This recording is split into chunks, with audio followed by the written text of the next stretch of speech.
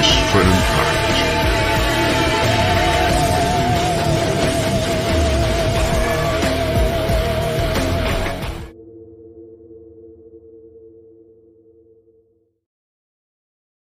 Welcome to the 15th episode of Brace for Impact, covering all things Impact Wrestling. As always, live from No Cell Studios, I'm the Ace of Tavern, Aceville Retro.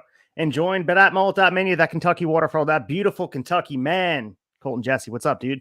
What's going on, brother? Man, hard to believe. 15 episodes, man. It's just flying right by. We are on the road to Bound for Glory, and we're about to approach October. This was the last Impact on AXS of September, believe it or not. And we are flying right through. And just to build the context for the wrestling world, we're at Wrestle Dream weekend. So we're getting ready for some good wrestling this weekend. And the fall in wrestling is always fun, man. We have the historic nature of War Games, the historic nature of everything that's gone on throughout September, October, November. This is a good time to be a wrestling fan, and Impact is on the underbelly of it, riding that the groundswell of consistency. Absolutely, man. I mean, we had one of the most exciting summers of wrestling in the history of the sport, and rolling right into a really strong fall, man. It's hard to believe that Bound for Glory is just 3 weeks away. It's 3 weeks from Saturday. It's going to be here in Chicago. It's going to be awesome. Have you made your decision yet? Are you going to be in the building, general admission, standing room only? So I haven't pulled the trigger on buying the ticket yet. But I think I'm going. I think it would be I can't find a reason not to go at this point. So yeah, I think I'm going to go ahead and pull the trigger this week. I've checked every other day, so tickets are not sold out. Standing room is going to be there, especially with the matches announced today. It's like every single week, it just gets harder and harder to turn down the idea of not making that 5-hour drive and being in the building.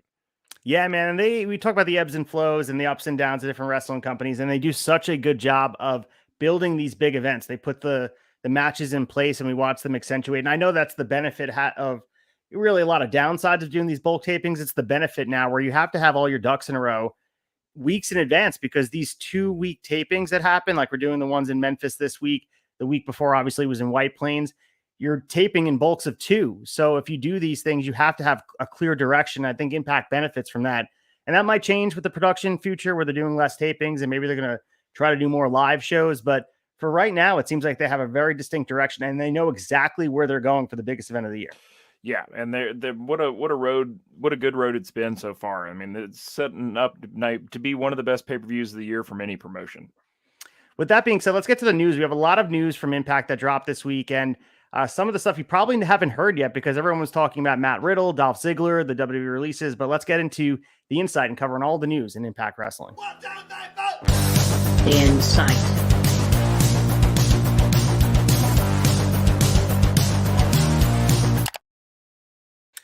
All right, here we are with the news of the week for Impact Wrestling. Let's start with PCO being in the news. And we talked last week about his contract expiring, him potentially being on the outs with Impact Wrestling.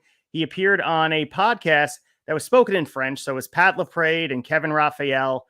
They had PCO as a guest, and very candid, Colton. PCO had a lot to say on this podcast, talking about his future, his past in wrestling. 55 years old. This dude has a lot more to give to the business, but I think he sees the writing on the wall that maybe, we'll discuss the things he said about his future and just Impact alone.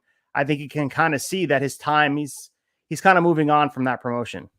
Yeah, man, he's had a hell of a run with Impact. So I think you're right. Even at 55, PCO is still in great shape, man. That guy puts his body through things that you would not expect somebody 10 years younger than him to be doing on a weekly basis. And I think his time and Impact has been great, but if it's time to move on, and I mean, there's plenty of other places to go work right now, man. It's a great time to be a wrestler, a great time to be a wrestling fan. So if this looks like it's going to be the end, so be it. No hard feelings. Excited to see where he lands.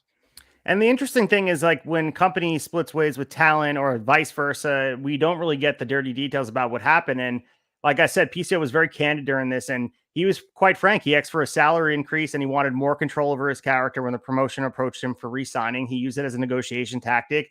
But as we saw, and he was talking about the releases, and we'll get to that in a second, because there's a couple interesting quotes, and talked about how the releases with WWE have affected his decision to leave Impact and what the scope and the landscape might look like.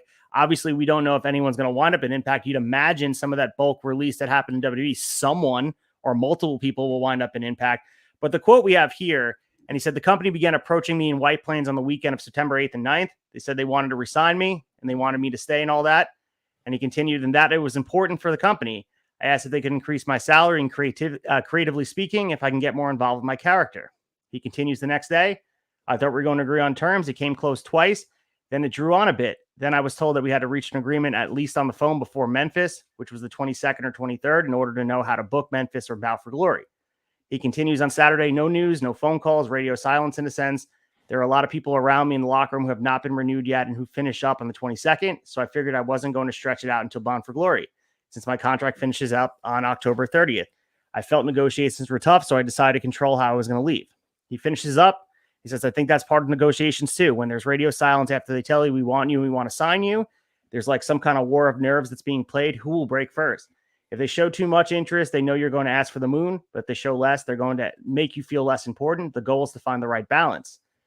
So before we talk about the WWE releases and how that has to do with PCO's decision to leave Impact Wrestling, your thoughts about how candid and honest he is. This is just the product of someone who's been in the business for a long time, who's seen different eras. I mean, worked in the early 90s, former WWF Tag Team Champion with the Quebecers. Is this a guy who hasn't really the honesty dripping from him? Is this something that is surprising to you? Not at all.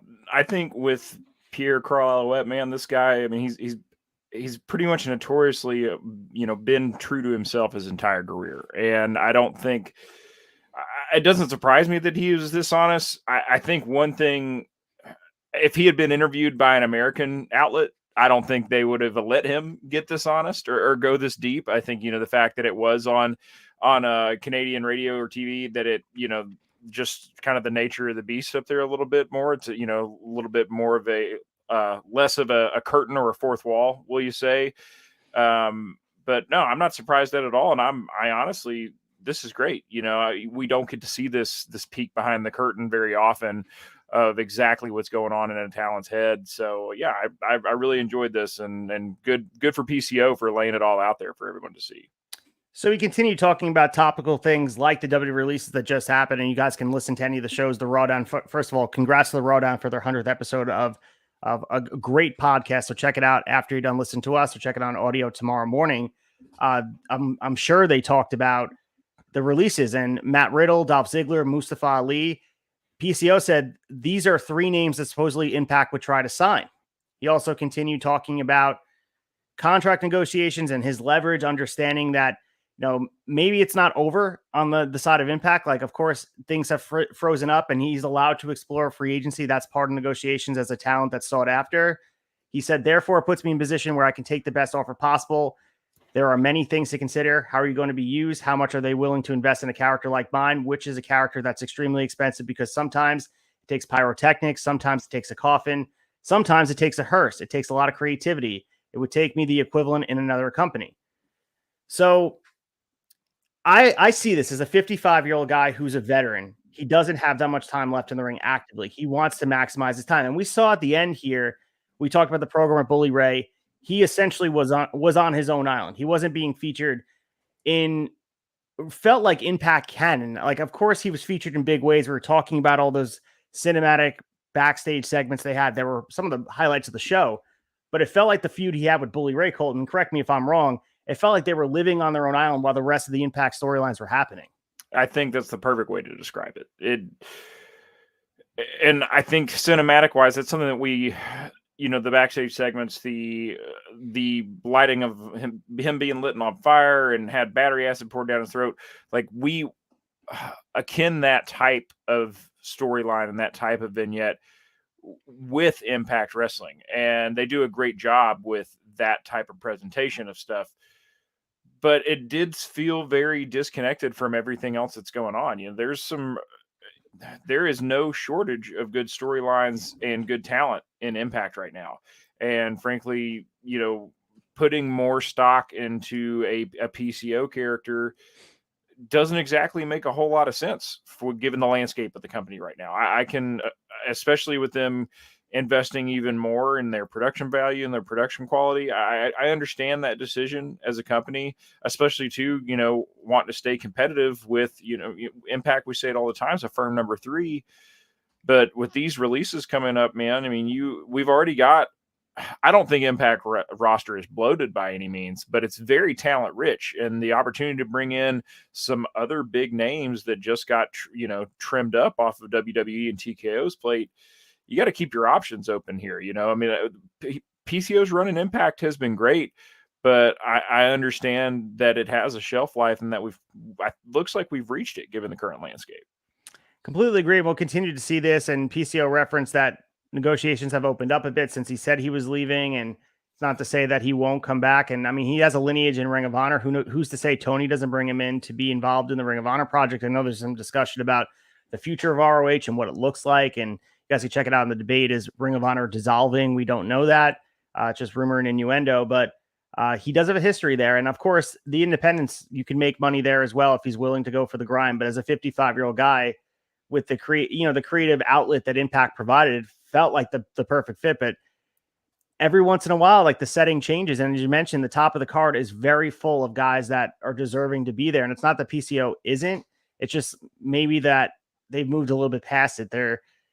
I think they'd rather have a guy like Dolph Ziggler or Mustafa Ali to have their run in Impact rather than pay PCO and give him a lot of the control he's looking for. Maybe you can get it elsewhere, like an MLW or NWA. I know they're looking for some more talent. I think the relationship, as long as it's amiable, I feel like it can continue somewhere down the line, and he can help creatively, maybe when he's done in the ring too.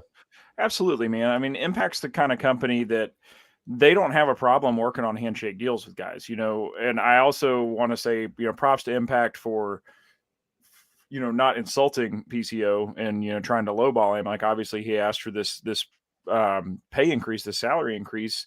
They know what he's worth. They know the level of star that he is. They're not going to insult him by coming back and offering him less. They just can't get exactly where they're wanting to go. I think that you said it right. If he's going to be, if he wants to wander around and kind of come in and come out, I don't think that's going to be a problem for Impact. It really historically has not been with anyone else.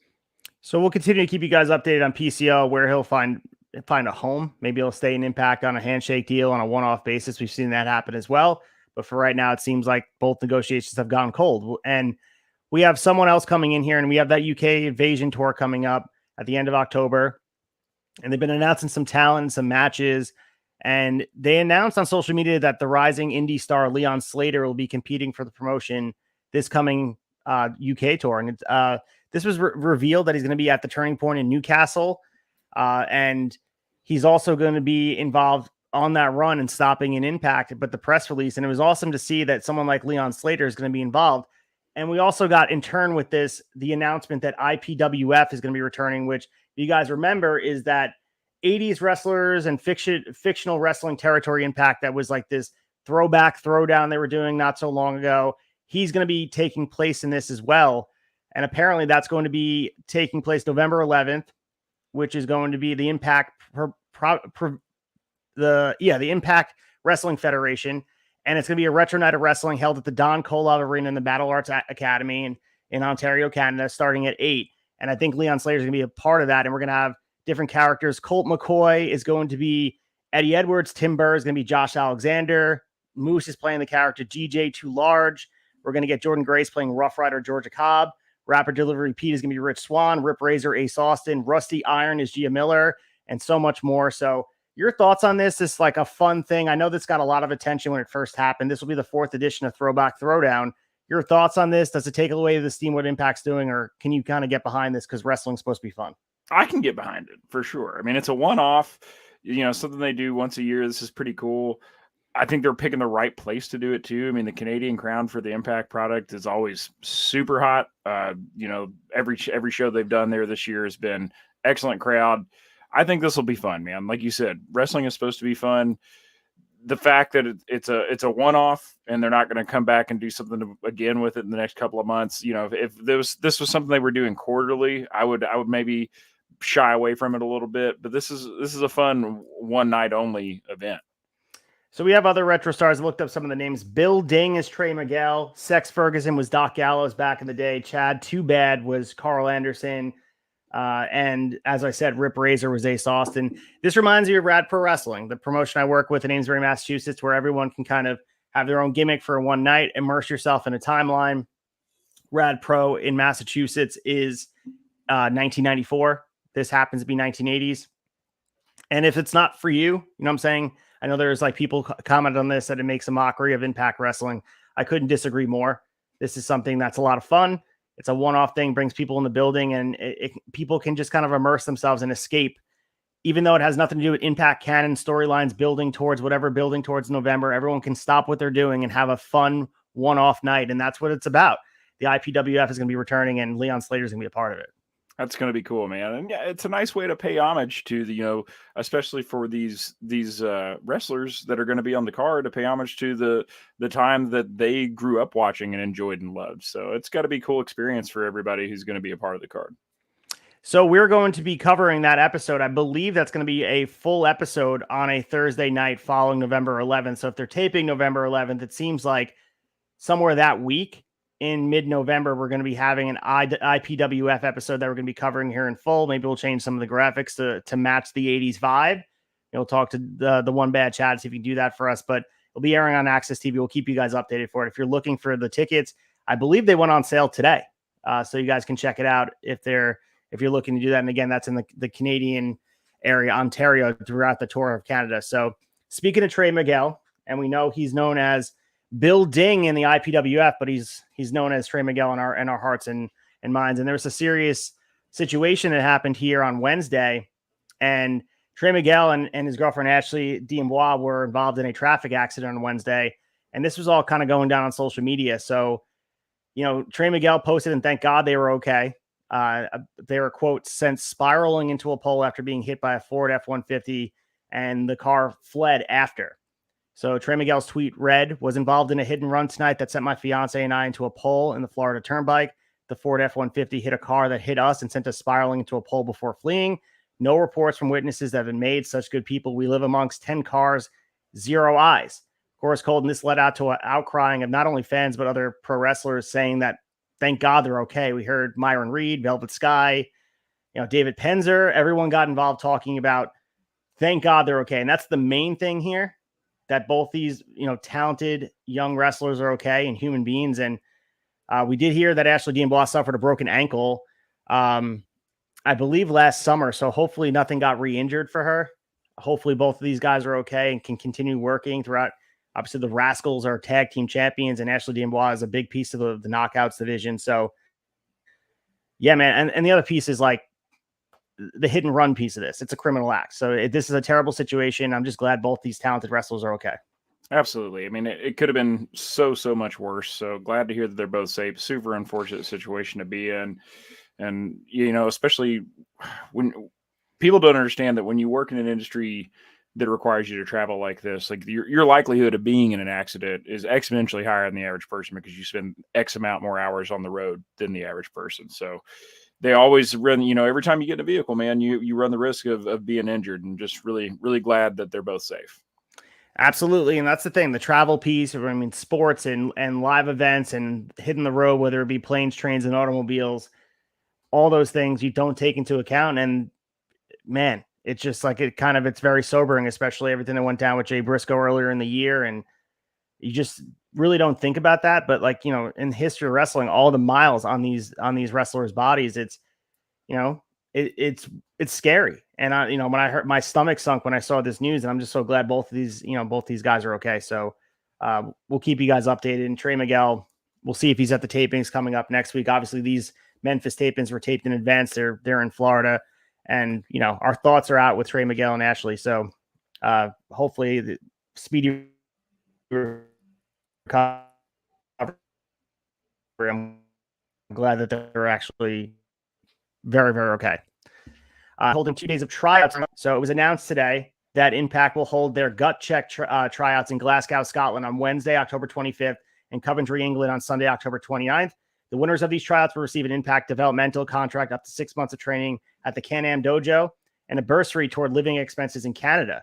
So this was the press release, Colton. We had Impact Wrestling Gut Check launched in 2012, gives pro wrestlers around the world a chance to showcase their skill and ability in front of a distinguished panel of judges. The winners will receive a developmental contract, a bursary with Impact Wrestling Canada, training at the Can-Am Dojo, and the possibility to earn a contract to join Impact Wrestling roster. We have the judges announced here. It's Scott D'Amore, Gail Kim, and our good friend Joe Hendry.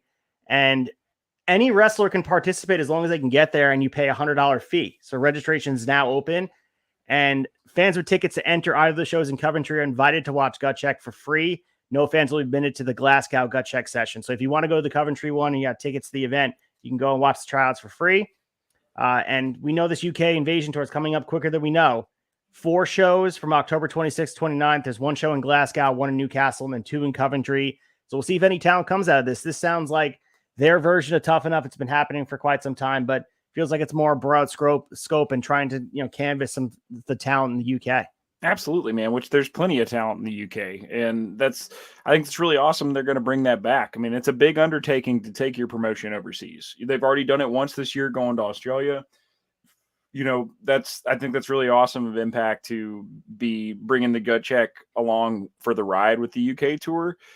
And then also just the fact that they advertise like, yeah, if you get in, if you make the tryout, we'll pay for your living expenses in Canada. That's huge, man. I don't think anybody on Tough Enough back in the day were getting their living expenses paid for. I mean, maybe they were getting some sort of stipend from the network that the TV show was on, but Gut Check, I don't think it's going to be a weekly thing. So a weekly TV. So that's pretty cool. It's a cool opportunity, a cool setup. Shout out to Scott D'Amore and the Can-Am JoJo. Absolutely. And we see that WWE does that as well. They hold those tryouts, not without as much pomp and circumstances. I know that they have, they're on invite only, but this is kind of cool that's open to the general public. And even if you want to put on your resume that you tried out, if you're an independent wrestler in that area saying you wanted to try out an Impact and try your hand, and you never know. So we'll see if there's any talent that, if this tree bears any fruit down the line, and we'll see who comes out of this. And I'll do my research about who's come out of Gut Check since it's been around for over 10 years. Maybe someone has come through the doors that maybe didn't wind up in Impact, but maybe they wound up in another promotion, because 10 years is a long time. At this point, we probably should have saw someone come through the doors of Gut Check. Absolutely. I'm sure there's somebody. It's right under our nose. We're not seeing it.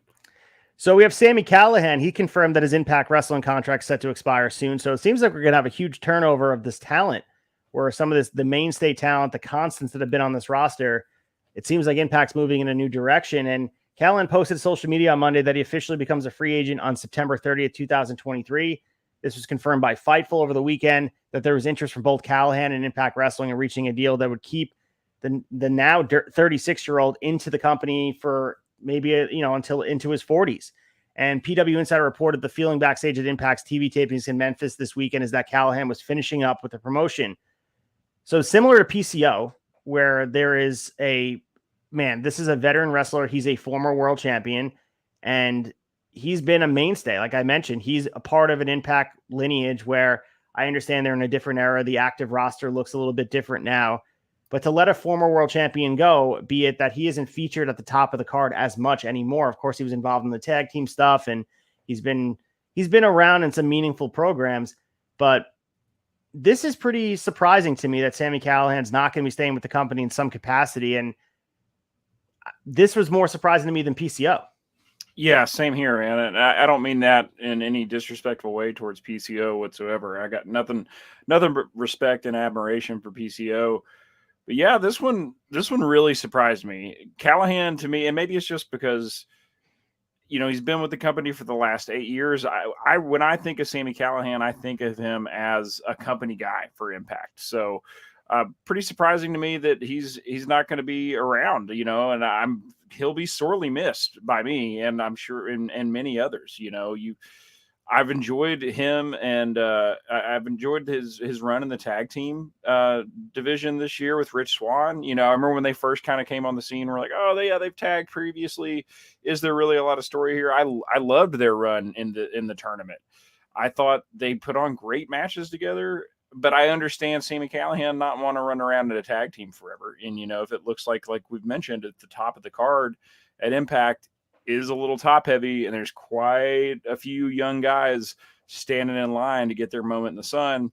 I understand, wanting to go on to another pasture and see what's out there for you. So, big thank you to Sami Callihan for all that he's done at Impact Wrestling and everything he's given the promotion.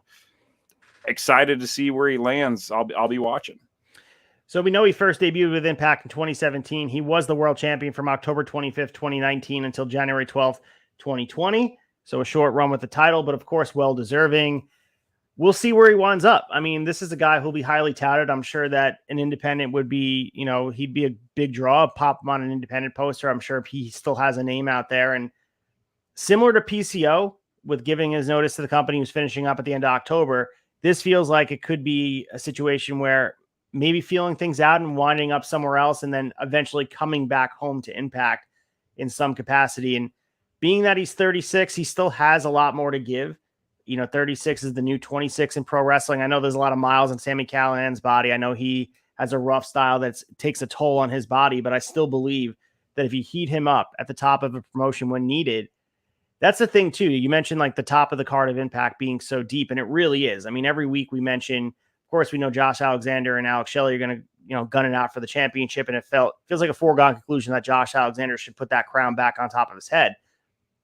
But my issue is that what happens if there is an injury again with some of the storylines, and you trim some of the depth here at the expense of bringing in some new talent and relying on younger talent. Sami Callihan has been a stalwart of your main event spot since 2017. He's been a guy you can rely on. He's been consistent.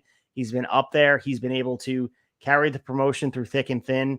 So that's my concern when a guy like this goes. And I'm not saying he's being featured heavily now. He may not even be missed right now because of he's being featured in the tag division, and maybe people won't feel it now. But I think down the line you will. And he's like an insurance policy to me to keep the top of the card interesting. And sometimes insurance policies might be expensive, but when you need them, they really, really pay off.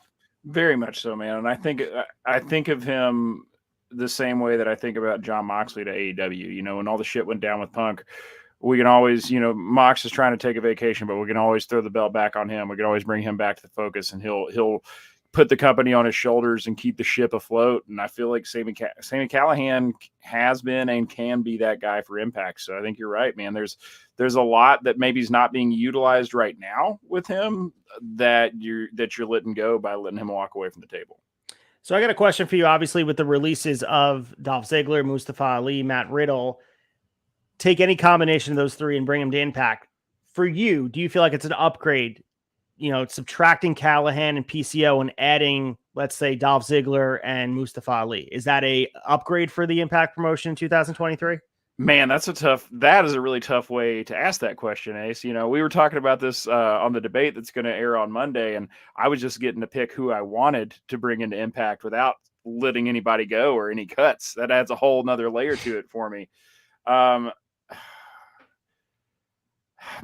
I don't know. It's hard to say, because especially with somebody like Matt Riddle, who is, incredibly talented, love his in-ring work. Like, I think about the matches that Matt Riddle could have with Josh Alexander and how incredible they would be.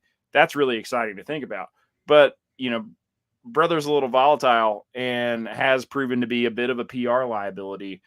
Well, so take that aside. Say it's Mustafa Ali and Ziggler. Like, those guys have been pretty much, I mean, aside from Mustafa being upset about booking and all that, being sort of having an unrest to his stay in WWE, say they're going to be model citizens and you can get the maximum out of both of them. Do you feel like the upside of getting those two guys on the roster and replacing them with PCO and Callihan, they're now going elsewhere? Do you think that benefits Impact or hurts them? I feel like it kind of hurts, man, just because, and maybe that's just the safe bet in me, but we know what we've got with Callihan and PCO. Good point. And, as talented as Dolph Ziggler and as talented as Mustafa Ali are, and then, a number of other guys that have been released that could be on the table, not everybody works at every promotion. Some people mesh everywhere, and some people are square pegs and round holes, man, and it just doesn't work out. So, yeah, I don't know. Hard to say. I mean, how do you feel about that? Well, I think it's a situation where maybe Callihan and PCO need a refresher. Maybe they need to go somewhere to be missed and come back. And I think, Sami Callihan going to AEW, he'd be lost in the shuffle. You mentioned that style of wrestling definitely has its place. I think if Sami Callihan had run through the independents or even go to an NWA, we keep referencing them. They're so desperate of star power. Going there and lighting it up for them and bring some buzz over there would be beneficial for not only NWA, but beneficial for Sami Callihan, because I think it's become stagnant. It's not any fault of Impact or any fault of Sami Callihan. I just think that there's other people being emphasized right now. And I think it going away for a bit and coming back, I think, to me, and if you're stacking the importance, I think your comparison to Callahan and Moxley is well suited. I think that's probably the most direct comparison we can make as far as stalwart and a guy who's been there and in the trenches with the brand and like flying that flag with pride. You know, a guy like PCO, I feel like, you know, if you cut ties PCO, I think he's a valuable guy, but I also think that brand lives on its own. Like, I think him in Ring of Honor worked, him in Impact worked because it's just a one-off attraction thing. I think Sami Callihan was so entrenched into what Impact was for so long. And maybe that brand has completely changed. The 2023 vision of what the product is so much different than it was. And so much has changed since 2017 when he came in. So that being said, I think, you know, with the new blood of Dolph Ziggler and Mustafa Ali, I think that's the best point. We know what we have with Sami Callihan. We don't know what we're going to get with these guys. We can expect great matches, but maybe, like you said, if Ziggler comes in, maybe it just feels hollow. Maybe it's not the same guy. Maybe he doesn't feel as inspired leaving the big show and coming over here and feeling like it's a downgrade. Who knows? Like, we know Sami Callihan flies that Impact flag with pride. Will these other guys do it? Who's to say? Yeah, it's hard to say. And I mean, I think Ziggler's an excellent talent, man. I mean, I was listening to you put him over on Wrestling Tonight this week. The guy is one of the best in-ring workers doing it today and doing it in the last, 20 years. He's incredible. And any promotion that he lands is going to be lucky.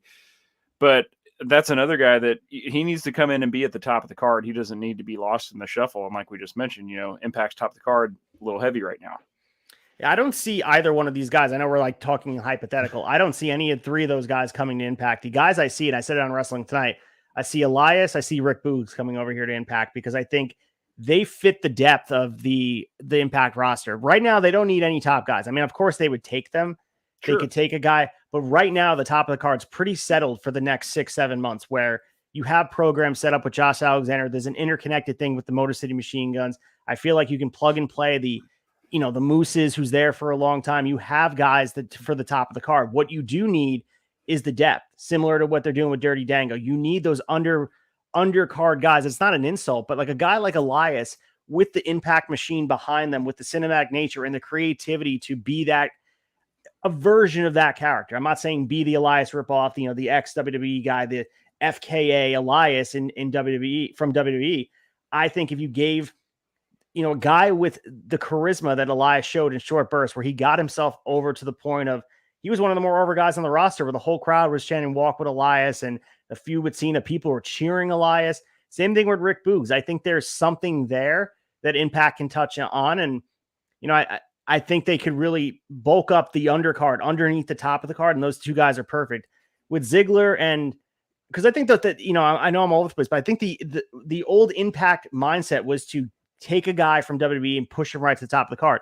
That's not the case anymore. And like that meme that exists on the internet where people say, who should up in the Impact zone and whatever, the top of the card of Impact, to me, you take that world title and put it up against the AEW title, put it against the goddamn WWE championship. Josh Alexander, Alex Shelley, these guys are main event guys anywhere they go. If Josh Alexander shows up on AEW TV and has a face-off at MJF, he is a main eventer. You could not have said that 5-6 years ago about the Impact World Champion. That's just true. Josh Alexander is a top guy no matter where you put him. So the whole thing has completely shifted upside down. And I think Impact is in the best shape it's been in forever. So I would be hesitant to bring in a guy and just shoot him up to the top of the card from elsewhere. I would want them to earn their keep. 100%, man. I think it would be a huge mistake to do so right now because we've already got homegrown guys at this point who are next in line. Beyond the guys we were just talking about, we got Jake something sitting on deck, man, ready to cash in and be a top guy. I don't want Chris Sabin, Leo Rush. These guys are ready to go. I don't want somebody else coming in and cutting the line and putting a bad taste in the mouth of the boys in the back. I mean, that's not something you want. So, and we can get off on a tangent on this all night long. I'm hesitant to even bring it up, but I know there's conversations. I know that Bully Ray brought it up, and I mean, we might as well talk about it because Bully Ray was talking about it in Busted Open today, about the benefit of bringing in Punk. And of course they would, like it brings eyes to the product, but that type of thing, it may bring eyes in the immediate to Impact and bring them to a certain level, but inserted into the product, I'm not sure the benefit on the day-to-day. And I know you and I are in the weeds of that. Of course, in the immediate, it's going to bring eyes that you never got. I mean, we saw when Kenny Omega defended the Impact World title on Impact and AXS, it brought all these eyes over, and it would do that. Would it be sustainable? Like, would it be almost when the Brooklyn Nets sold all of their draft picks to have a shot at the championship? with Kevin Garnett and Paul Pierce, and they did what they did. And then you're paying the price 10 years later. If you exhaust and kind of blow up this build that you have here at the top of the card for a guy like Punk or someone like it, and at the expense of what you're building and Impact, does that hurt the product more than it helps? I'm not sure. Yeah, hard to say, man. And I mean, with the Punk factors is a whole nother issue at hand. I mean, I've gone on record. I'm not the biggest Punk guy, but I think it would be, if he wanted to come to Impact, of course, it'd be stupid to not have him. Also, one thing I'll say about that, and this goes for Matt Riddle as well, Impact has been a place historically where guys who get somewhat of a reputation for not gelling in a locker room and other promotions, Impact has been a place that some of those people can come and do well. Leo Rush, example number one, man. Right. I mean, I know he hasn't been here very long, but Leo got himself a reputation for being hard to work with and being difficult to deal with. And I'm absolutely thrilled with what he's been able to do in Impact. And so, who's to say that Punk and or Riddle couldn't come in and do well here? I'm not sure exactly what it is that makes it work for people here, but it seems like Impact seems like a place that if you want to come in, you want to do well, you can do it. And it would be, Punk and Impact. I mean, that's a wild hypothetical to think about, man. When we talked about this on the debate a little bit this week, somebody mentioned, I can't remember if it was Chad, but somebody said, "Oh man, I don't know if Impact can afford Punk." And I'm like, brother, I don't think anybody else is really asking for him to show up. If he wants to come back to wrestling and he's got a number in his head, he's going to have to be willing to negotiate at this point, I think. Oh, there's also something to be said about this rehabilitation of your character and your reputation. Maybe this is the launch point of someone like an Impact, an NWA, taking the risk, and he'll take a pay cut just to kind of get back in the eyes and the good graces of wrestling fans in some capacity, because these other two options kind of burn both bridges. And if you go back to WWE, you kind of look a certain type of way after everything you said about them. So Impact might be the place to do it. And I know it's a hypothetical. I don't think it's happening. And I know what I was saying before, like my one concern for anything, and it's not just a Punk thing, it's bringing in someone at the expense of your already plans. Like things I hate is taking whatever you had planned out for the next 12 months and throwing it out. Yes, this is a once in a lifetime situation that is knocking at your door. You'd be foolish not to answer, but this is the same exact kind of criticism I have on The Rock coming in for WrestleMania 40, where you take up the blueprint of what you had planned out for a year and a half, and then you throw it out because some guy knocks on the door. And like, it's not just some guy, it's The Rock. He's the biggest celebrity in the world. So I understand and I empathize with the decision. And I probably in a lot of ways would make the same decision sitting in that seat, but it's hard. It's a hard pill to swallow as a wrestling fan, and would be a hard pill to swallow as a Impact wrestling fan too, for a Punk to come in and take the shine off a guy like Josh Alexander, who's grinded day in and day out to earn that championship and earn that spot. But, if someone wants to come and play nice and help build the roster, that's a different story. You know what I mean? Like, this isn't Hogan and Foley coming in here and like and Ric Flair taking over the top of the Impact card. This is not the same Impact that existed 10, 15 years ago. Yeah, absolutely. The landscape's totally different. But I like what you said too about, taking an Etch sketch that's got a beautiful 12-hour 12-hour painting done on it, and just shaking it up and erasing everything just for one guy. It's a big risk. So we'll see what happens.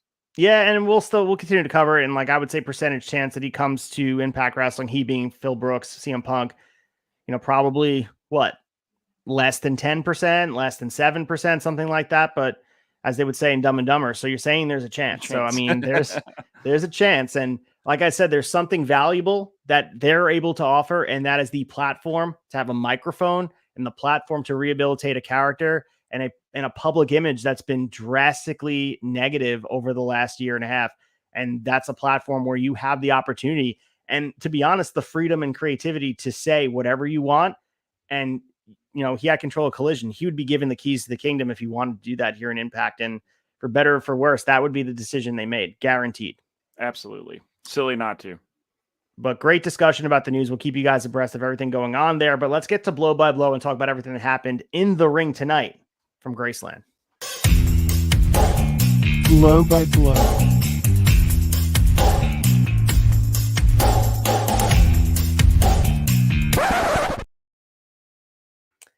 That might have been our longest news segment yet. And it wasn't even the most meaty version of the news yet, but it was such a captivating conversation about, because really it's a changing of the guard. It's almost just like hanging up the jerseys of PCO and Sami Callihan, and you're letting the new roster take the field. It's interesting to me watching Zachary Waynes and Trey Miguel and the young talent hold up Impact, and they're leaving it in better hands than they found it. That's such a beautiful thing that Sami Callihan should be very proud of. But let's get into our Impact Weekly TV show highlight video showing last week's big moments for the part 2 of Impact 1000. And we open up with that X Division Championship match. Alan Angels taking on Chris Sabin. And man, this match was a lot of fun, and they wasted no time getting into the action first and foremost, but they also wasted no time getting to this match. Like, he just won this Ultimate X match 2 weeks ago or a week ago. I forget if it was 1 week ago. 1 week ago. So now here he is getting the shot here. And goddamn, Chris Sabin, Alan Angels, both so good. Run us through this match and tell us about it. Yeah, man, this is an incredible way to start off the card. I mean, these are two guys that are going to be just incredible no matter who you put them up against. And then we get lucky enough to get them going up against each other. You know, the advantage kind of went back and forth between Angels and Sabin early on. You know, Angels chopped the hell out of Sabin. Sabin hip tossed and arm dragged Angels. Very technical match. A lot of back and forth between these guys. Angels fought back, worked on Sabin's arm. Sabin came back with some chops. And, you know, Angels gave him right back to him. Sabin delivered some kicks, got a 2 count early on. Angels put Sabin into a submission. Sabin booted out, booted Angels into the corner. Angels went back to the arm lock submission, but Sabin got the ropes pretty quick and broke it up. You know, Angels brought the belt in the ring and acted like he was going to knock Sabin out with it. And, you know, the ref gets on him, gets a hold of the belt, tosses it out, and you know, Alan Angel's heel plan all along was to give old Sabin a low blow here while the referee was getting rid of the belt. You know, it looked like it was kind of going to be over here, man. Which and Matthew Raywalt here really had me. His commentary, I mean, him and Tom Hannafin are just absolutely incredible. Great team week to week, some of the best in pro wrestling. But I mean, he was painting a beautiful picture here, man. I really thought at this moment that, oh shit, Angels is gonna cheat here, and this is going to be a really, really short 10th reign for Chris Sabin. But he did kick out. Angels missed a splash. Sabin gave Angels the cradle shock and got the pin, man. This was a 9-minute match. It was a quick match. It was a great way to open the card.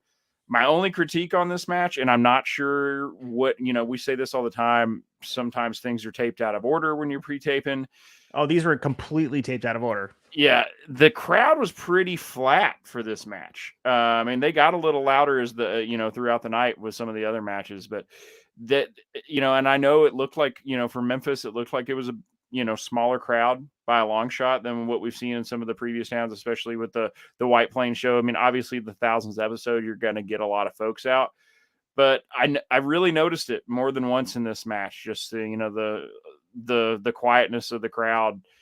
Really, if this had been a lesser match between, you know, a couple of other guys just opening up a card, this would have been a big flop. I mean, the work rate really saved this one here and it's just really strange to me the crowd was so flat for such a good match.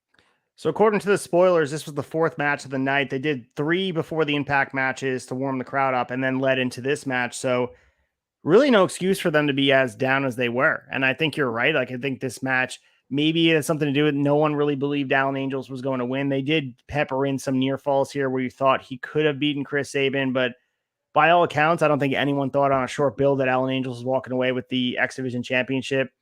And to me, it took nothing away from the match. I like seeing these defenses similar to the Orange Cassidy International Championship reign that he had, where he's defending against everybody every single week. And there's moments in between the matches where you can believe that there'd be a shot of a title change, but Chris Sabin's on such a roll here. I thought this match was great. And the story to me was after the match, obviously the video played on the screen and we got Kenta being announced. He's going to be taking on Chris Sabin at Bound for Glory. They didn't announce the fact that it's going to be for the X Division Championship, but of course, if he's wrestling Chris Sabin, he's going to be taking on Kenta. It's crazy. Understood. It's understood and assumed at this point.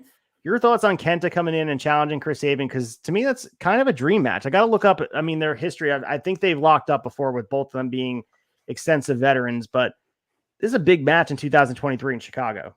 I thought the exact same thing, man. And the fact that there's been, no hint to it whatsoever. Now we're just going to drop a package like, yep, he's coming. Here it is, man. I mean, the Bound for Glory card was already looking real, real strong. It didn't necessarily, I don't think it necessarily needed this match to be added to be an even better card, but damn, man, I'll take it. Like this is awesome. You got a couple of dream matches on this Bound for Glory card, man.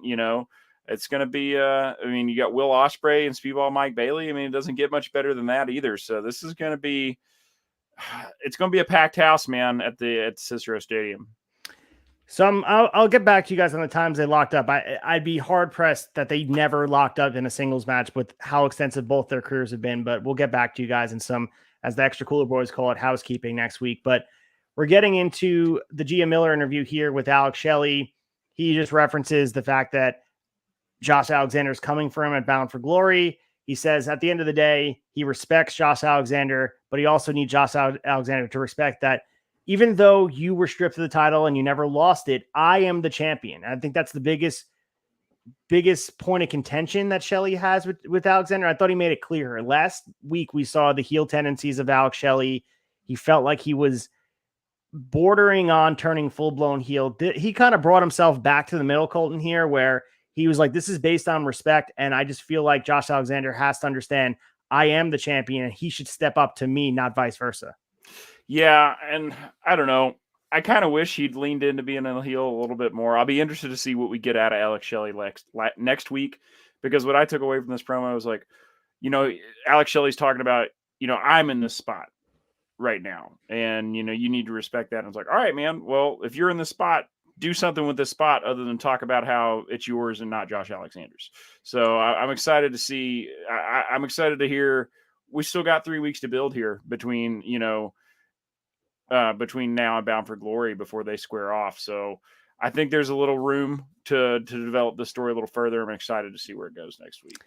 So speaking of a guy and doing my research while you were talking about the Chris Sabin Allen Angels match, I looked up Jack Price's history throughout Impact Wrestling, and this guy was involved in 2022 Gut Check. This is how he was discovered, a young up-and-comer who's known as the Black Diamond, Jack Price, taking on Rhino. And, unfortunate for him, he was fed to the big bad Rhino here. This is Rhino's return match after an injury. He took it to Jack Price here, obviously putting him out with the gore. This match lasted just 2 minutes. So squash match here for Rhino to get the W. Story again. Following this was after the match, Steve Macklin attacking Rhino from behind. Rhino does make a little bit of a comeback. He goes to hit the gore, but Macklin escaped. So setting the seeds in place for a plant to grow that will bear the fruit of Steve Macklin versus Rhino. Your thoughts on this hard-hitting match? Because, man, Macklin's a main event guy, and Rhino has, former world champion himself in ECW. So this has a banger alert here. Yeah, man, a couple of stocky wide boys, man, about to go at it. I'm excited about it. I love Rhino. I love Steve Macklin. And Rhino looks great, man. Like I said, he's looking good coming off of this injury. I mean, yeah, this is a glorified squash, 2 minutes, but I mean, he really got all his shit in tonight, and he looked like he felt good, man. So yeah, I'm excited for this match. This will be it's a little bit of a grudge feud after, Macklin kind of put him on the shelf.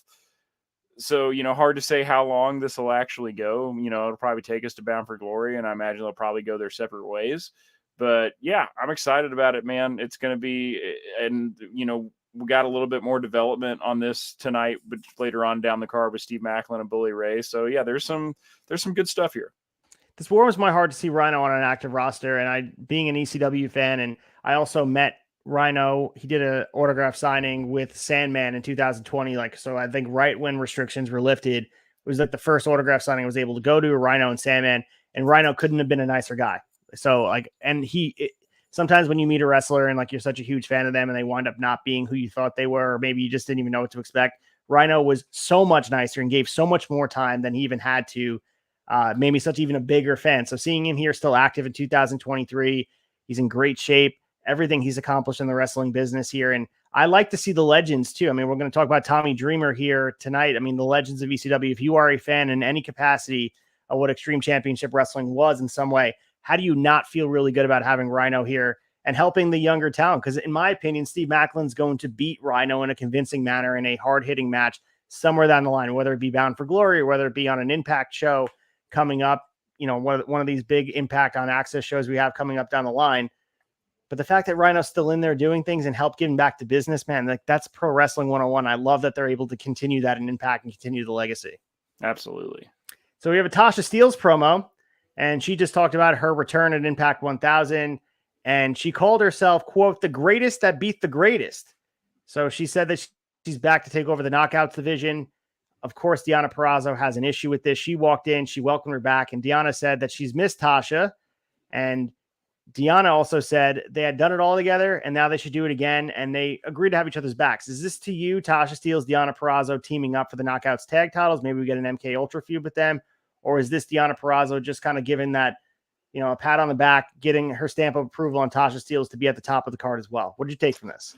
I could see it going either way. First of all, I'm very excited to hear that Tasha Steelz is going to be with us beyond the 1000th episode. I'm a big Tasha Steelz fan. Excited to see her in the Knockouts division, mixing it up.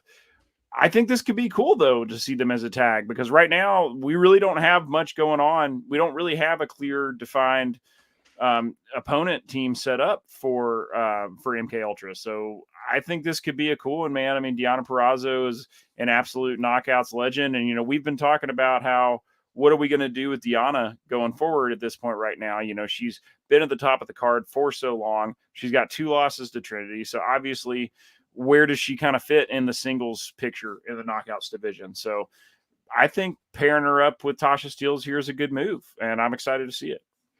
So we also had this Alicia Edwards complaining to Eddie Edwards about losing to Frankie Kazarian and Tracy Brooks.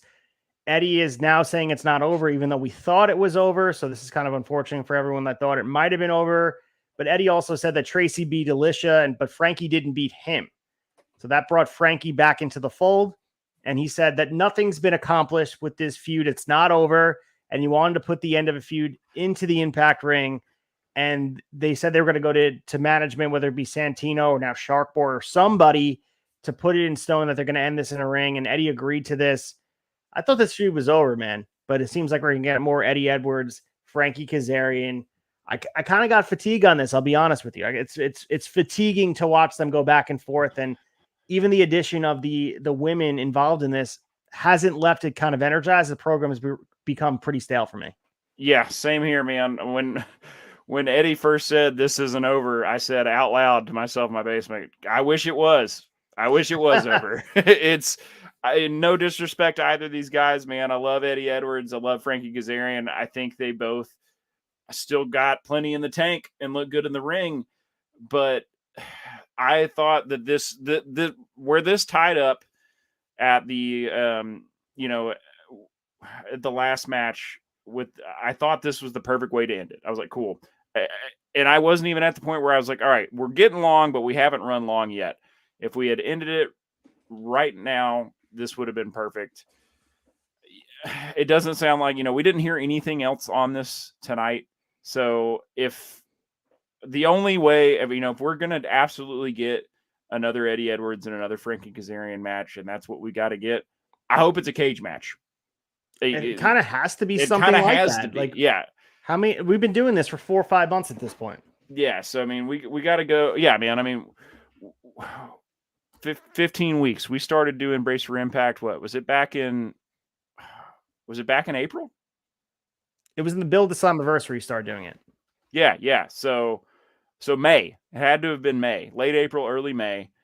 We've been doing this since then. It is October. And, we talk about all the time how, gimmick matches aren't always used in the right way. And like a cage match back in the day was used to be the last resort to put a bow on a feud.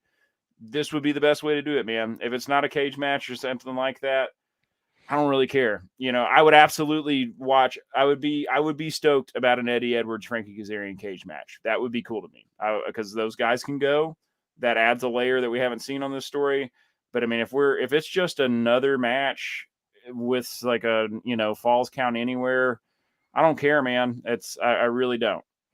I think that what's missing from this feud is who benefits from winning. Like, I don't think it hurts or helps anybody. I think it's just one of those battle of wills between both veterans where their legacy in Impact Wrestling and otherwise is pretty established. We know who they are. So them kind of locking horns in all these different matches, I don't think it holds any weight unless you put more steam on it. I think they had enough steam when Frankie hit Alicia by accident with the kendo stick. That was a good segue into the match they were having. It had that dynamic, but the flame's sort of been extinguished at this point where they need to put something in there, even like a younger talent, pair him with Eddie or pair him with Frankie, where there's a younger guy that's at least getting the rub. So there's some positive consequence from this, because it feels like it's, for whatever reason, it's a non-factor. Like nothing actually comes out of this. They're going to wrestle, say Eddie wins or say Frankie wins.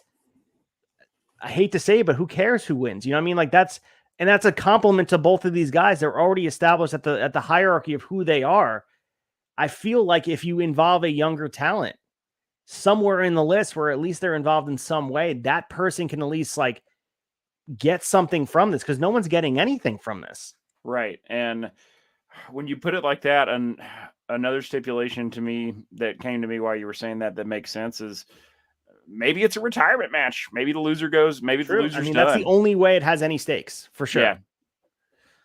But we'll see where it goes. we're going to eventually have a stipulation at Bound for Glory. I feel like we're going to get, whether it be a cage match or a strap match or something strap matches are in vogue right now. We keep getting them. We just had one on NXT after we got the amazing one with Bryan Danielson and Ricky Starks at All Out. So we'll see what happens. But anyway, we have YUYA with this goodbye ceremony, and the team that we lovingly will kind of eulogize is YUYA. Joe Hendry and YUYA did their dance on the way to the ring. The fans were into this. Very much. But I think you said it best last week. I mean, this is over for sure. This feels like it has legs but I think comparing it to what Joe Hendry was doing on the lead up to this feels like the pop band's second album.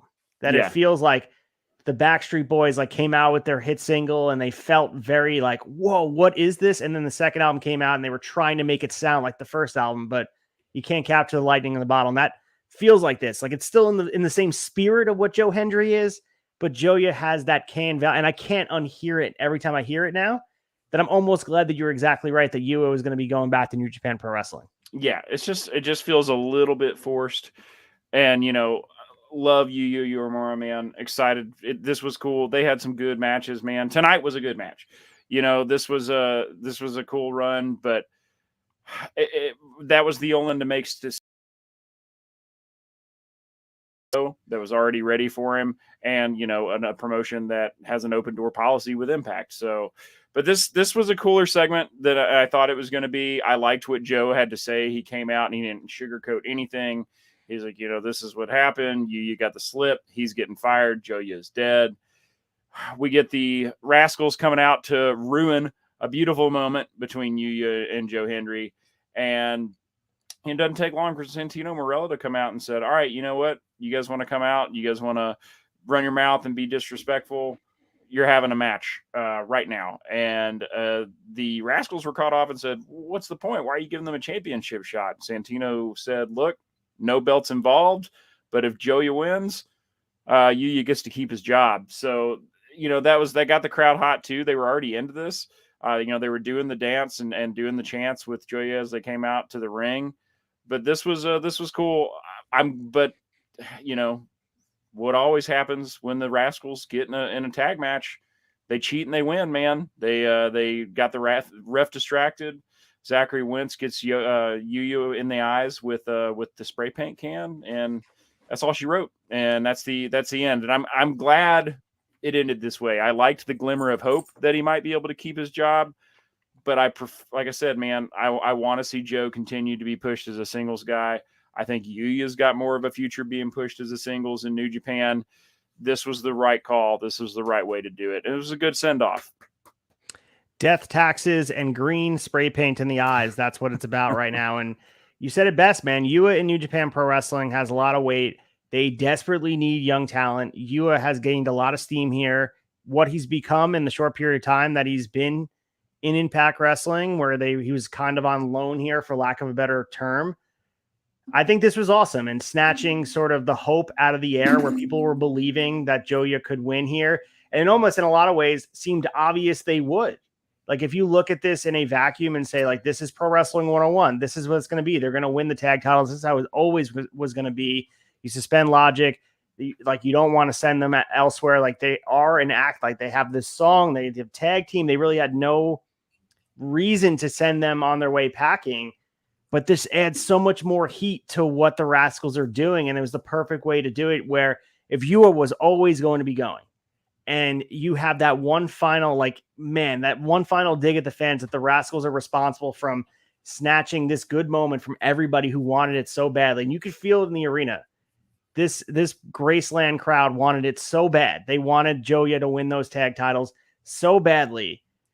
But the Rascals, who don't have to cheat, as we say every single week, they don't have to do this. They're better than every tag team in the division, more talented, more athletic, but they cheat anyway. And that's what makes you even more angry. Trey Miguel and Zachary Wentz get the win here. And the referee, these referees got to get together and unionize or figure out a way to they have to get together at management and get some sort of training to involve this. If you're reffing a Rascals match with these referees, Santino Morella's got to have a team meeting or something. You guys have been played the fool how many weeks in a row at this point? Put another referee at ringside. Yeah. If this is kayfabe. If I'm a team, I would want another referee at ringside, because that one's getting distracted because they're too damn smart with that spray paint. But man, this was fun. Like you said, I think there was a lot of weight here, and it felt like, again, if you look at this in just the moment, it felt like we were building towards, here we go, Joey's going to win, and everyone's going to say, well, feast or fired means nothing, because it accomplished a lot of things here. It held up the stipulation. As we always say, stipulations are important. Feast or fired has to mean something, that you can't just have them come in, and not only you not fired, you get a tag title match, even though you got the wrong briefcase, because that would be sort of the snowball effect of next year. What does it even mean if YUYA got fired and actually got a title shot and won the tag titles? The right decision was made, keeping the titles on the Rascals here. Absolutely, man. And yeah, I think you're right. Special enforcer at a Rascals match on the outside is definitely needed, because like you said, these guys don't need to cheat, but they choose to cheat. They're that shitty. They're that slimy. Every single time they're going to do it. It's a damn epidemic right now. Those soccer jerseys they have are just epic too. So if you got, their gear is pretty rad. The Rascals are amazing. They're everything that a tag team should be. And I think we've been waiting for this. Since we started the show 15 weeks ago, we were waiting to get to that point and watching Subculture have their run. And they did such a good job with the tag titles, but the Rascals as tag champs, it's just fun, man. With Wentz returning, they hold a sentimental place for me, especially since when we just started doing the show. He just came back. Yeah. And seeing the Rascals reform and the vision of what they are. And it's been a lot of fun watching them rise to the card and take those tag titles to a new level. And just the heat they get on every week. And this was just another feather in their cap where they stuck it to the fans here. And YUYA is dead because of them. R.I.P. Yeah. So we have Gia Miller interviewing Giselle Shaw backstage, and she's talking about her big match of Trinity tonight. She said that she's going to beat Trinity tonight, and then she's going to get a title shot at Bound for Glory. This was to make it clear it's a non-title match. Mm-hmm. So this is sort of the eliminator type of thing that we have in AEW, where you have the opportunity, which I'm not a huge fan of in AEW, because I think we've had one time where a challenger has defeated the champion on the build and got a title shot from it, but it's so rare. And clearly Trinity was getting a win here. You might as well just put the title on the line. If Trinity's going over, why not just can find a way to put the title online? Do you agree with that, or do you think it's okay to do a non-title match here?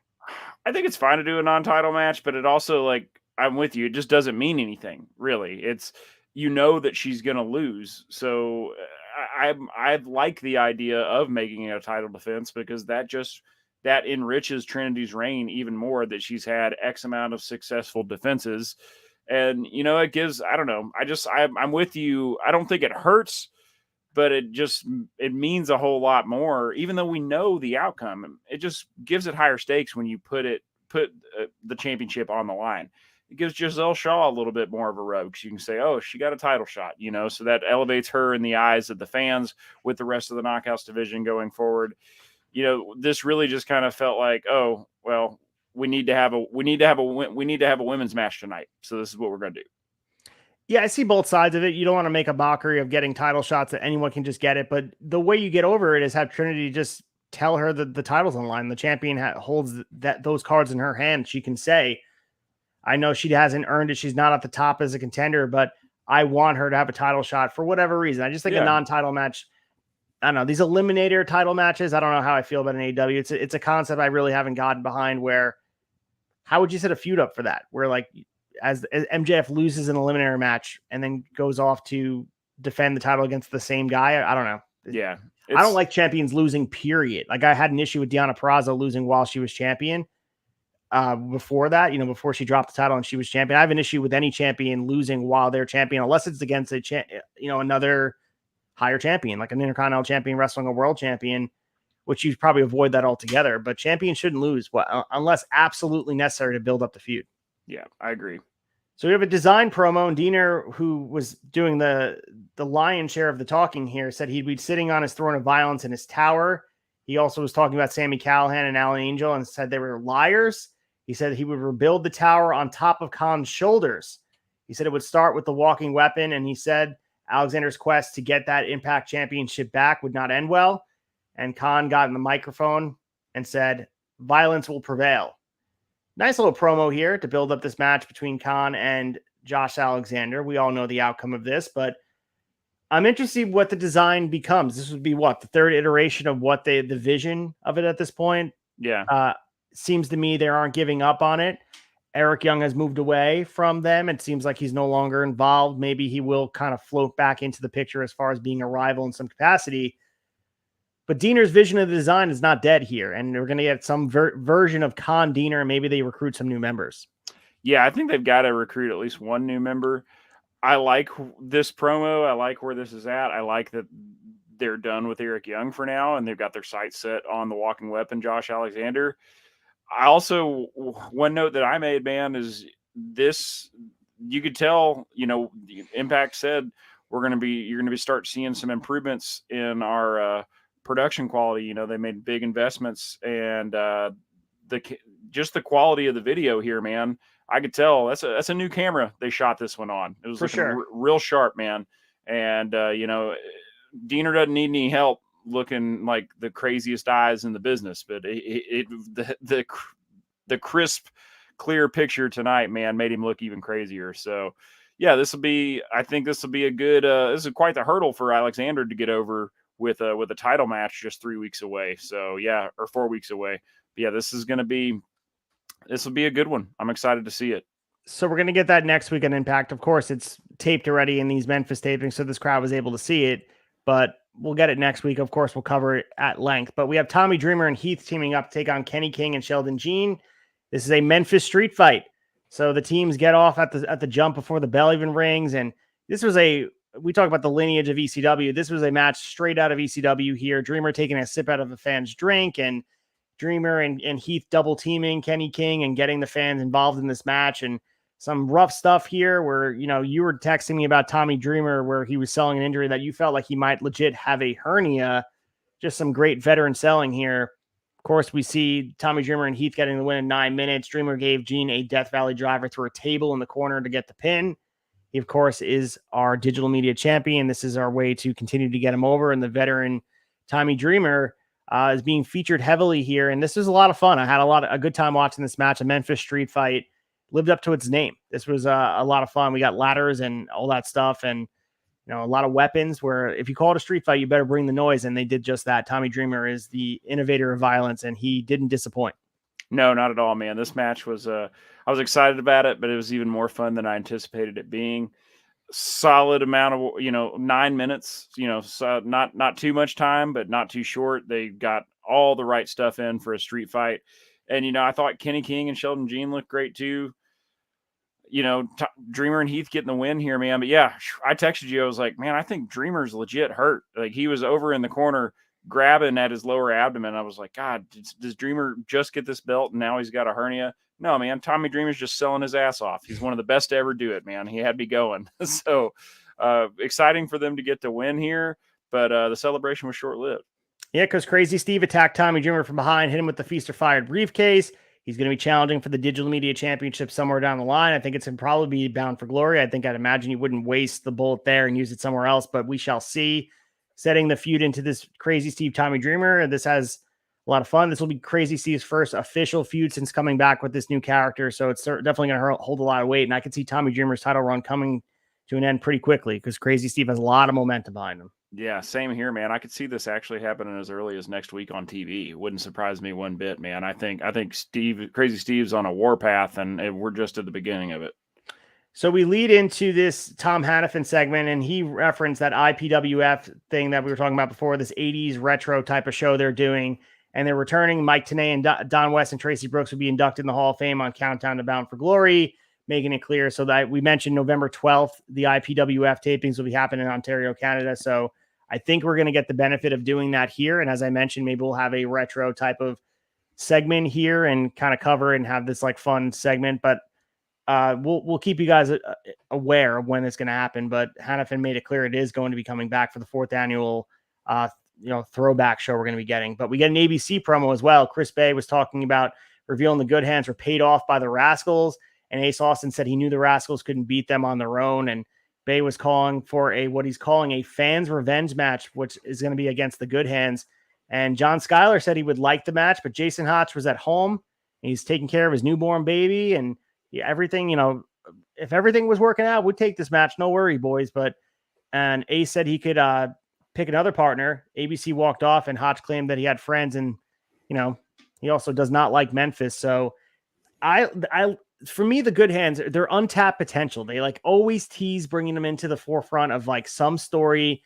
They're always a side piece. I would want them to be put into a main program and be featured heavily. And it's cool to see them get these one-off things where they're going to be involved with ABC and have this match on Impact. I want to see them featured and eventually win the tag titles. I think the talent is there. Yeah, I think so too, man. They're fun. I also think they're good on the mic. They're great in the ring.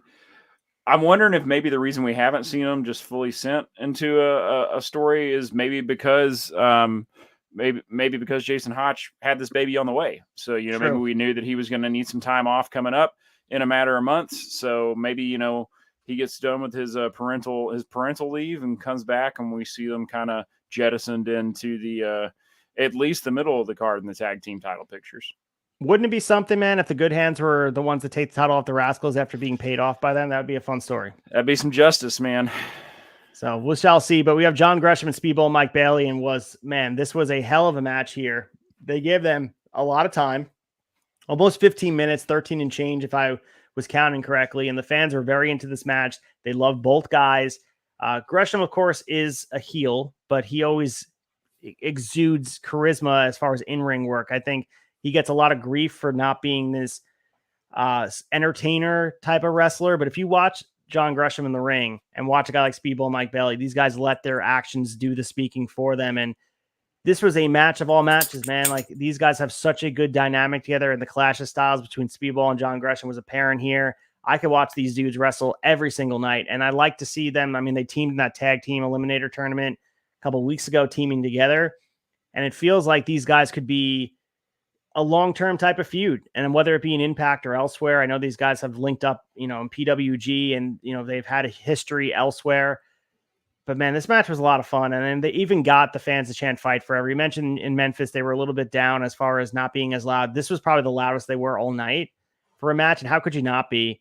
I mean, we see the ending with Gresham elbowing Bailey. He went for the pin attempts, and the last one was successful by pulling the tights, and Bailey was pissed about it, which was interesting because we know John Gresham is a man of honor. He wants to bring back prestige and all that back. He was trying to rebrand the X Division title to have this, he didn't call it code of honor, but he wants it to have some level of integrity, and he cheated here. And I know he got hurt after that promo he cut and sat down with Hannafin, and that great promo where I think he was teasing at eventually going after Leo Rush's X Division championship. But it feels like he's right on the precipice, and he looks amazing. Probably the best shape he's ever been in. Seems like he's destined to have some, if it's not a major push, some significant push going forward throughout. And the win here spoke volumes to me, and Gresham turned his back on Bailey, leaving the ring. There's more story to be told here, but goddamn, this was fucking excellent. I loved it. Yeah, man, this match would have been just fine on its own work rate wise without the amount of story that it ended up telling. But this is exactly what Gresham needed, in my opinion, man. I mean, the guy looks like $1 million. He's one of the top workers in the company. But, that's, like you said, that's the last we had heard from him was sitting down with Tom Hannafin, and how there was, no honor, no purity in the wrestling and the X division and just Impact in general.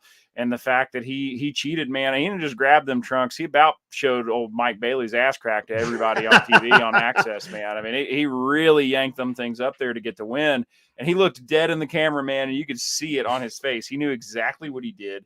And he knew that was not what the guy who sat down with Tom Hannafin, months back would have done. So there's been a shift in John Gresham, and I like it. I like, he's obviously, but you got to pick before we even got into this part with it.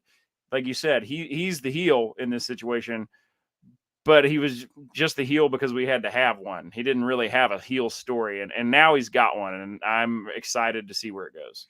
Man, the mix of high flying and mat work, to me, it's the best combination. I think always throughout the history of wrestling, having the ability to ground a high flyer and tell that story and try to avoid those kicks by Speedball Mike Bailey, and just really the chemistry these guys have. And it really is a diversion of the speed and keeping him grounded. And John Gresham's so good at being ground based. It just, man, this is wrestling 101. And I think this was great, especially as far as TV matches go. It's very rare you're going to get a TV match as good as this, especially in a tape match where you could feel the energy of the crowd here. And you can also feel the energy of these two guys, where you put a title on the line and give these guys another 10 minutes. This could be a match of the year. Really. Oh, these guys went all out easily, man. So we'll continue to cover John Gresham's heel turn and where it goes. And I think they put a bookmark in it with that hernia injury he had. But I think going forward, we're going to see some heat put on Gresham as well and kind of move up the card. And maybe he goes after Chris Sabin. So we'll see where that goes. Of course, he has Kenta to worry about.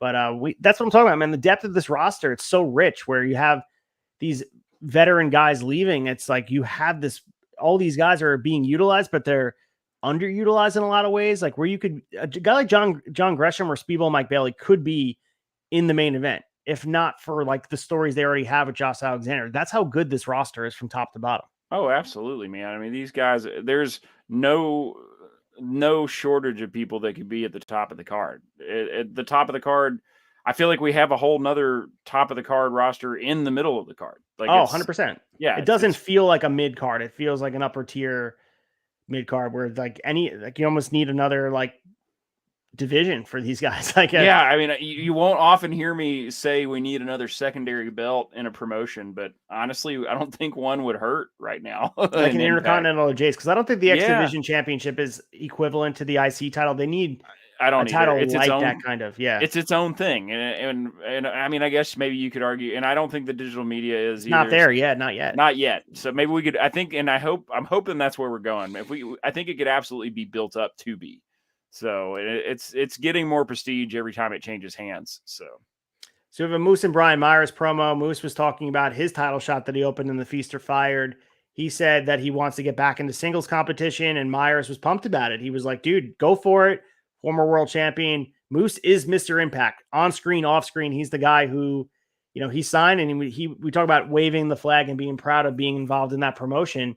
Moose is that guy. So down the line, like I feel like Moose probably, I don't know how long these briefcases can last, and if you have to utilize them within a certain time span, maybe it's a year, but Moose versus Josh Alexander to me feels like it could be a really good first program once Shelley drops title Alexander at Bound for Glory. Maybe Moose and Alexander for 3-4 months could be a fun program because Moose heated up, man. He's a top guy. And again, we talk about being in shape. This dude's in the best shape of his life as well. Oh, absolutely. And Moose and Alexander they've already had great programs together, man. And I would 100% watch it again. Also, I'm unclear on whether or not this can be cashed in like a Money in the Bank contract. Like, if he can come out after a title match is just ended and then cash in and start another one? I don't think it could do that. I just don't know if it can be used. Like maybe you have to tell Santino or Scott within DeMore a calendar year. Yeah, in a calendar year. Yeah. Either way, man, it's going to be cool. I don't think there's anybody better on the roster to have that contract in their back pocket than Moose. So we have Steve Macklin backstage, and he was talking to Bully Ray about taking out Rhino, and he said, he helped Bully take out PCO, and Bully also said, dude, I've known Rhino for 25 years, so I'll talk to him and figure out. I mean, we have reference in their history in ECW. Macklin was clearly upset that all he said he was going to talk to him. So there's a divide here, and I know they're trying to split up this heel faction where, you know, the remnants of this PCO feud and everything that was going on there throughout the last few months, everyone's going their separate ways. And, you know, he did ask Bully, were you nostalgic since teaming with Devon? And Macklin also said that Bully has gone soft. So I like that they're referencing the history between Bully and Rhino, not that they were like close, you know, comrades in the ECW lore, but these guys have been in the trenches together. So like Steve Macklin was like, dude, you've gone soft. Like, what is going on? You team with Devon again, and now you're feeling bad for Rhino. You're not going to attack him for me. I took out PCO for you. So this is a nice little subplot here as we build towards Macklin and Rhino. Yeah, which I think we need. And I liked it too because Bully was so condescending to him. He's like, I'll talk to him for you. Like he's doing him a favor by doing this. And it's just not anywhere close to what Macklin expects him to deliver. So we run on the card for next week, and they actually did confirm that Sabin would face Kent at Bound for Glory, but they did not, again, like we talked about, say it was going to be for the X Division Championship. But again, it'll be assumed championship. Sabin's going to be defending that X Division Championship against Kent at Bound for Glory, October 21st. Next week, they announced Tasha Steelz versus Killer Kelly. We're going to get ABC versus John Schuyler and a mystery partner. And we get Jake Something and Dirty Dango and Champagne Singh and Eric Young and Jordan Grace versus Brian Myers and Shearer, Kylan King, Jody Threat, and Bully Ray in this exhausting giant tag. What is that? 10-man tag? 1, 2, 3, 4, 5. 10 person mixed tag. Yep. Yeah. And of course, Josh Alexander versus Khan in this this build up towards where Josh Alexander is going is putting a lot of pelts on Josh Alexander's belt as he continues towards the march towards Bound for Glory, where I think Alexander's being crowned again. So I think it's a matter of getting him heated up again. But he looks, man, Alexander's ready to take that crown back and deserving, to be honest. Like, this is the guy who never lost it. I'm not saying everything that happened in between wasn't great, but I think once he's back, you have to capitalize. And man, he's been sorely missed. Seeing him on our TV every week, it's been fantastic. Oh yeah, man. I still get chills thinking about his return. So glad that he's back. And yeah, I think he's getting that belt back at Bound for Glory.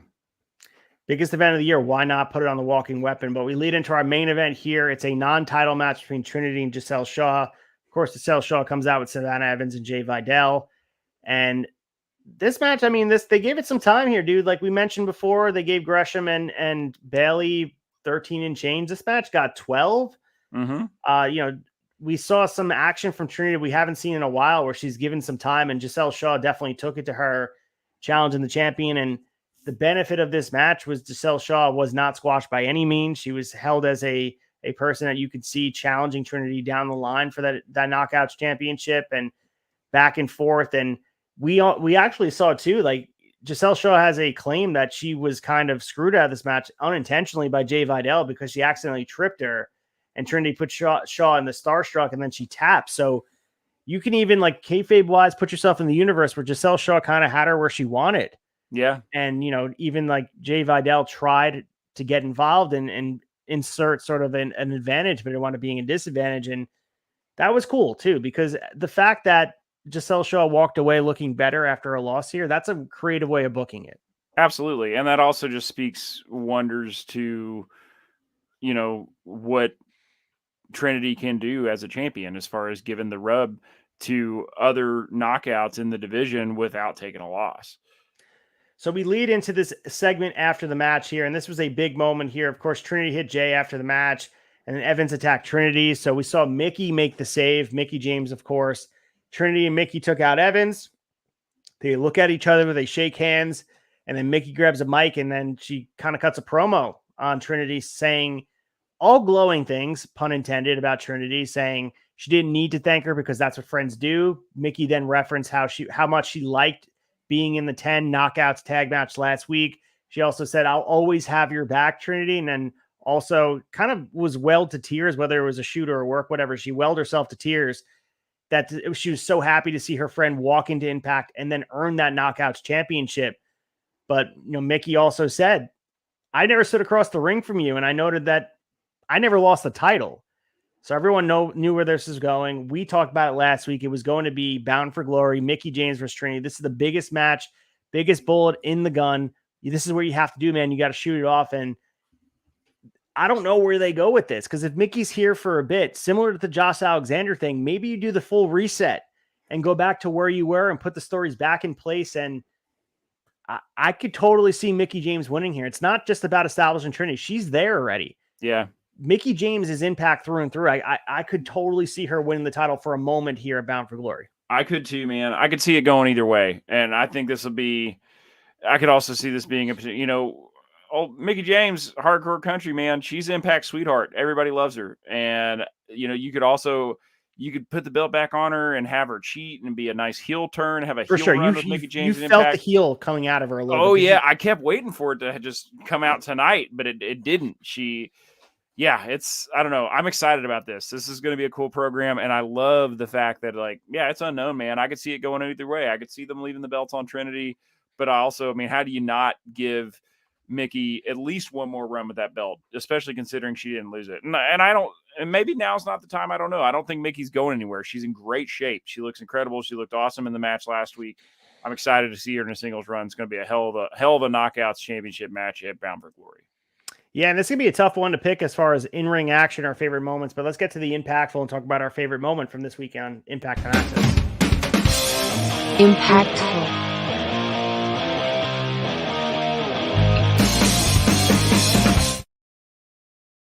All right, for Impactful, this is where we pick Colton, our favorite part of this hour-long TV show, to see where it left us, saying what was the most memorable. But I pass it to you. What was your favorite match or segment from this that you're going to walk away and say that was something someone needs to check out if they're going to watch one thing on the show? Man, it's a good show. It's hard to pick, but I think you and I are going to be on the same page this week. It's Speedball Mike Bailey versus Jonathan Gresham, man. That was an incredible match. Like you said, you put a couple belts on the line. This could have been a match of the year contender by far. This was absolutely incredible work, and it told a great story too. It added some sauce to Jonathan Gresham that we've been sorely needing. So yeah, this was great. Yeah, we had 3 really good matches throughout this card. You can go to Alan Angels with Chris Sabin for the X Division Championship, Gresham and Bailey, Trinity and Giselle Shaw. Really good action. The Memphis Street Fight was fun too. What I really liked is, even outside of the in-ring action being good, we can't deny that, was the build to Bound for Glory. It feels like we're starting to head on that railroad track where things are starting to progress and we know where we're going. I referenced before the benefit of taping in bulk and having to tape 2 shows in one city every time you're out. You have to be consistent. You can't really pivot unless something happens with an injury. You have to know the direction you're going. And that's the benefit of, we know a lot of the card already for Bound for Glory weeks out. You can't say the same for that with WWE Fastlane. There's still matches. I think it's happening this weekend or next weekend, and you don't know a lot of the matches. With Wrestle Dream, we got a little bit more of the card being built up as time went on, but there's been pay-per-views in the past of AEW where they wait until the week before to announce most of the matches. Every single one of these pay-per-views, whether it be Emergence, whether it be Slammiversary, Bound for Glory, and maybe it's just the way things are set up for Impact right now, where they have the benefit of they have to set them up. They have to hype these cards, and the announcing after has to be able to hype things during these cards to have an idea about the program is Alexander and Shelley, and they know the destination. How do we get there? They're piecing it all together, but we have all our main programs set up. We still got 3 weeks left. We're not even in October yet. We're of course going to be there next week, but we're not even in October yet. And we know exactly where we're going at the end of the month. And really, it's about just kind of padding everything in there now. It's about putting some emphasis on it and telling people why they should buy the pay-per-view. But at this point, we know the main programs, and the rest is going to be kind of sprinkles on top of the Sunday, as cliche as it might sound. But they're doing a good job building Bound for Glory. It's going to be fun. Yeah, it's an incredibly strong groundwork that's already been laid for it, man. It's a great foundation. It's going to be a killer card. They're setting themselves up very nicely for their biggest show of the year. And you'll be in the building, standing room only. I know you will. Hey, man, let's go. Try to talk you into flying over too. Oh, man, I went to Chicago for all out. It's not out of the question, but hell yeah. I actually believe I will be in Amesbury, Massachusetts for the Rad Pro show on the exact same day. So I hope to be watching this on demand, but maybe another Impact show. We should have did the White Plane show together. That's what we should have done. I know, man. If I didn't have a wedding wedding bookends on that between 2 or 3 weeks before and then 4 weeks after, we'd totally pulled that off. It will happen eventually. And these tickets are very affordable. They come back to these smaller venues, and we'll figure out a way to get together. But let's get to Shock and Awe. we'll give our final wrap up, do some hyping of the tavern, and preview the rest of the week and some other things coming up down the line. Let's get to Shock and Awe. Shock and Awe.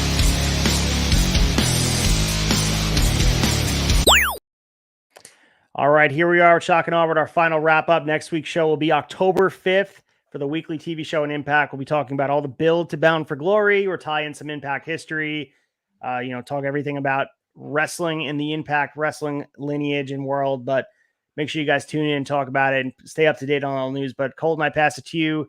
Get some shilling in, talk about what's going on at Mullet.mania. Man, I can't thank everybody who voted and reposted and shared our page for the Mullet Champ USA competition enough. Thank you guys so much for the support. It started out with around 247 mullet entrants. You had to make it to the top 75 to get to round 2. You guys got me to the top 60. We did not make it to round 3 for top 25. So we'll get them next year. But I just want to say thanks to everybody's support.